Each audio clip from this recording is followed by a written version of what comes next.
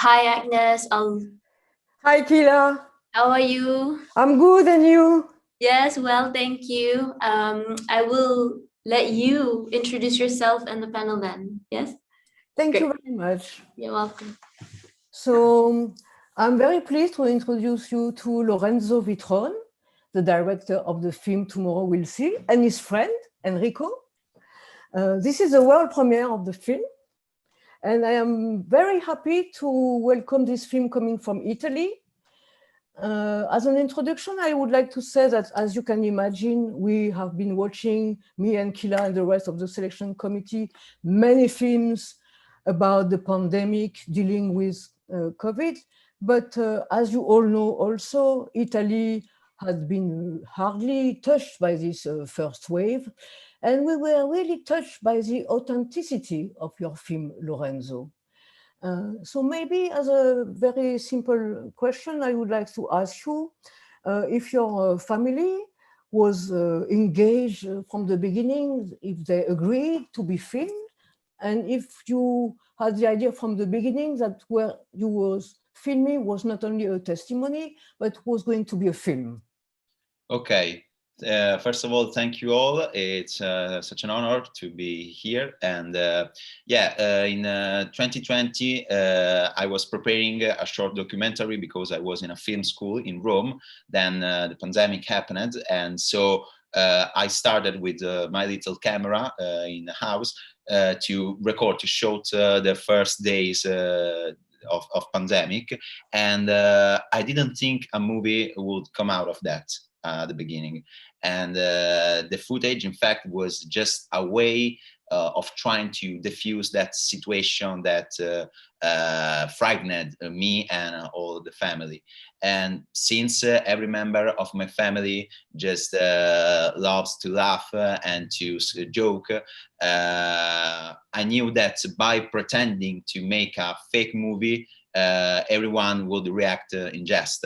But days by days, however, things changed. And in fact, my brother, my sister, my mother, and my fathers were less willing to be filmed. Okay. In fact, as days went by, the footage was more and more longer, more silent. So during the last day of the pandemic, in May, during the last day of the first lockdown, there was a real tension at home. In fact, just a fight could break out just by turning on the camera. And but however, at the beginning it was just a simple family film, and it became a real documentary short. And when the family members, when they watched it, they were really impressed, everyone. And but there were difficulties. For example, my sister, she said to me, don't show this short in Italy. So when I tell her that we had been selected in Sheffield, she came to me and she said, "Where is Sheffield?" And I said, "Not in Italy." And she said, "Okay." I must say that the whole family is amazing. We love them. And they are amazing actors. I mean, protagonists, but they are all wonderful. You have to tell them. Thank you. There is no problem. Also, what is very touching about your film is that it was a very dramatic situation, and that we all experience in the world, more or less. But it's also very Italian, and I like that. I mean, the singing, there's lots of music, the pasta, and we can see that you are in the is it the outskirts of Rome?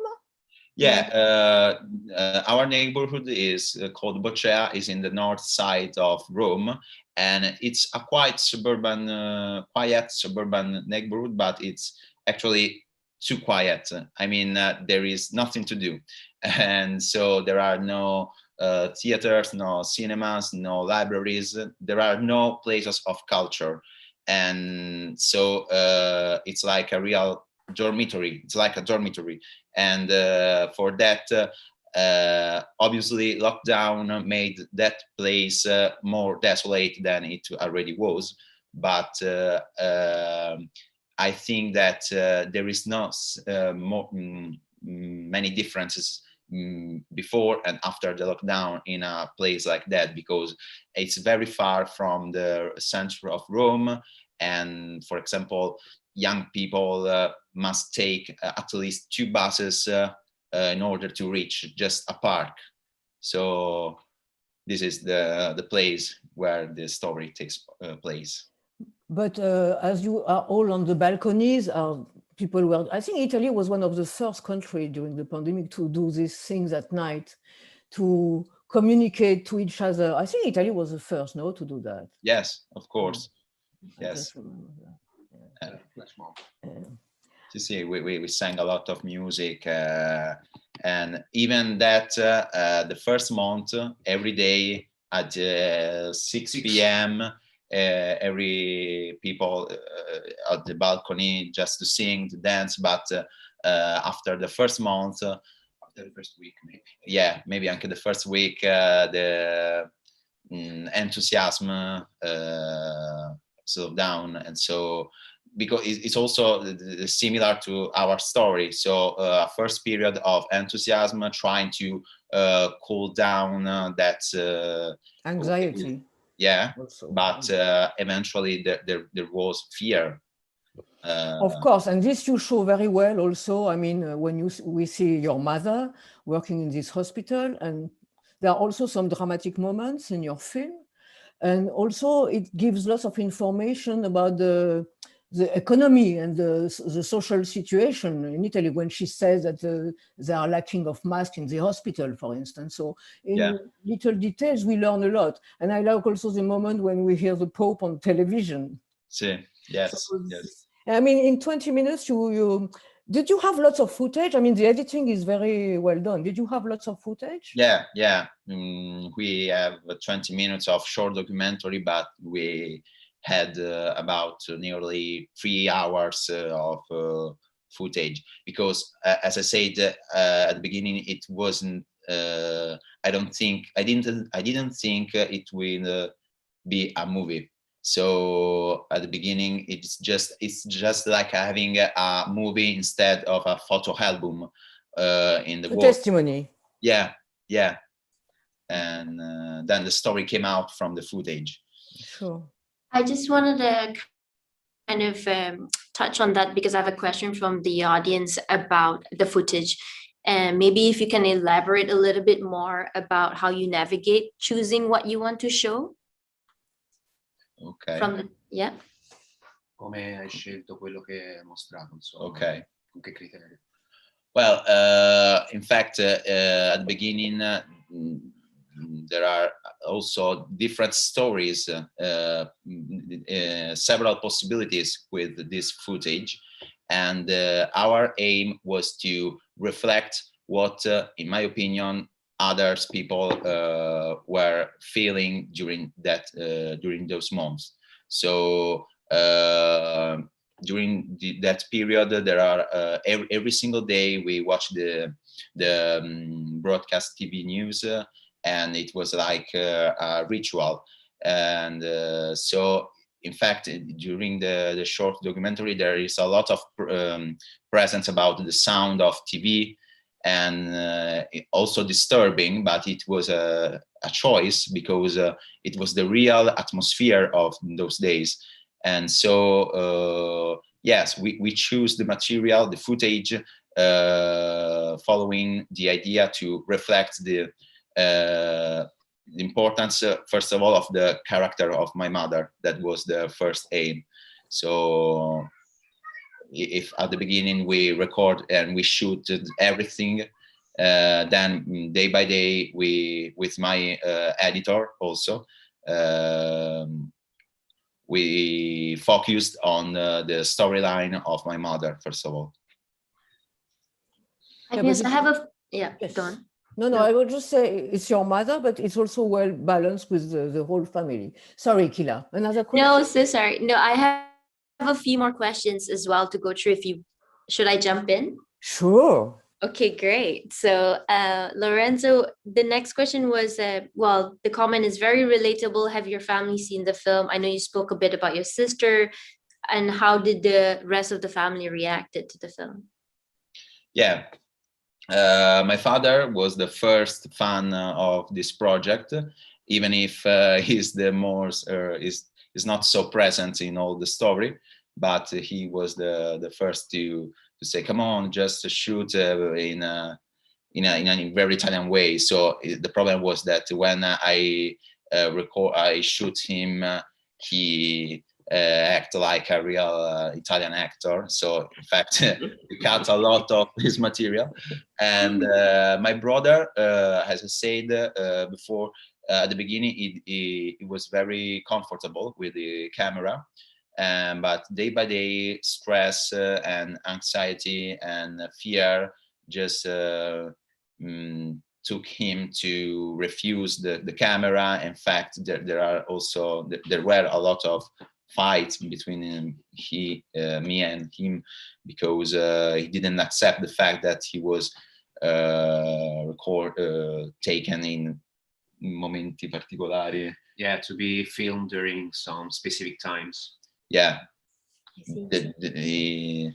I tried to go in home intimacy, and one moment this made them uncomfortable.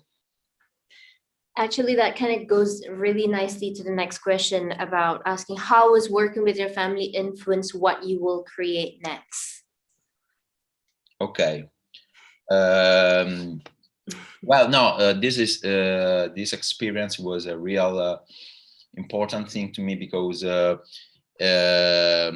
during the filming this story, I realized that I was not only filming, but that I was filmed. I could not be just a director, but I was also a main character of this story. And so I realized that it is important to put something of yours always when you are trying to tell something important. So put your intimacy, put your come si dice, subjectivity in what you want to say and to express. Thank you. And the last question is, how will your brother celebrate his 19th birthday? I cut a scene in which he come si dice, stappare spumante. Open a bottle of champagne, because he really wanted to have a party during his 18th birthday, and there was this shot in which he is sit on the table, just very, very sad, with this bottle of champagne, just scrolling on the phone, watching pictures of Greece, Greek Iceland, and it was more sad. It's the saddest shot that we made, but we didn't. It's not in the short. Maybe in the second chapter. I don't know. We hope not, because it will be that. No, significa che ci sarà un'altra pandemia poi. Sì, però mi sa che l'ha chiesto come ha festeggiato il suo okay. I didn't understand the question. The next. The next birthday, okay. yes. Sorry. Yeah, okay. On the sea. So he went to the beach. He was scrolling during that night. So the scrolling actually helped for the next birthday. Yeah. On an island scrolling Roman apartments. That's all the question I have, Agnes, if you want to take over. Yeah, Kila, you will tell me when we have to stop, okay? Great, I will. I think we can take one more question. Great. Now, Lorenzo, now I want to know if you have already a project for a new film.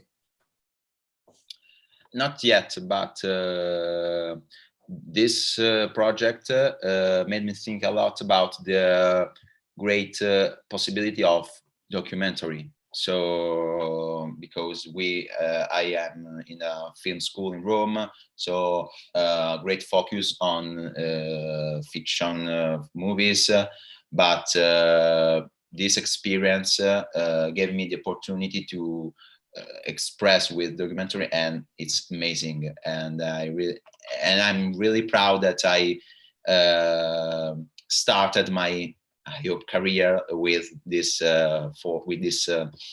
language, that documentary. So we strongly encourage you to make a second film. Thank you a lot. Yes. Thank you very much.